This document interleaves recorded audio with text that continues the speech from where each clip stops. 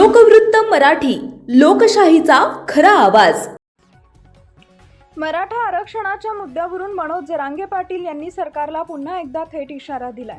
ओबीसींसाठी काढलेला जी.आर. लागू करण्यासोबतच आंदोलनादरम्यान दाखल झालेल्या केसेस मागे घेण्याची आणि प्रमाणपत्र वाटप करण्याची मागणी त्यांनी केली आहे। प्रमाणपत्र वाटल्याशिवाय आंदोलन थांबणार नाही असा स्पष्ट इशारा जरांगे पाटील यांनी दिला। 29 ऑगस्टला अंतरवाली सराटीत अंतिम भूमिका स्पष्ट करणार असल्याचं सांगत त्याआधी सरकारनं कोणताही डाव टाकल्यास मुंबईकडे कूच करू माघार घेणार नाही असंही त्यांनी स्पष्ट केलंय।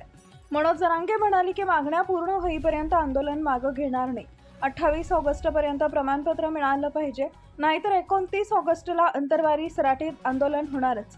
58 लाख नोंदी सापडल्या, मग 58 लाख प्रमाणपत्र पाहिजेत। नुसत्या नोंदी सापडल्याचे नको, कुणबी प्रमाणपत्र दिलं पाहिजे।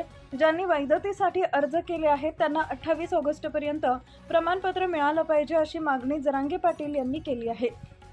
मराठा आरक्षणाच्या मागणीसाठी 29 ऑगस्टला अंतरवाली सराटीत आंदोलन होणारच, यावर मनोज जरांगे पाटील ठाम आहेत। मात्र मुंबईत मराठा आणि ओबीसी आंदोलक आमने सामने येण्याची शक्यता असल्याचे त्यांनी संघर्ष टाळण्याची भूमिका घेतली आहे।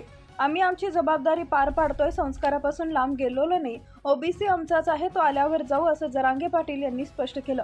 याशिवाय सातारा गॅझेट संदर्भात जी.आर. काढून त्याची अंमलबजावणी करावी, सारथीच्या बंद करण्यात आलेल्या योजना पुन्हा सुरू कराव्यात, तसेच आंदोलनात बलिदान दिलेल्या कुटुंबाच्या निधी आणि नोकरीसह प्रलंबित मागण्या पूर्ण कराव्यात अशी मागणी जरांगे पाटील यांनी केली आहे। ज्या मागण्या मी सरकारकडे दिल्या आहेत त्या मागण्यांवर मी ठाम आहे।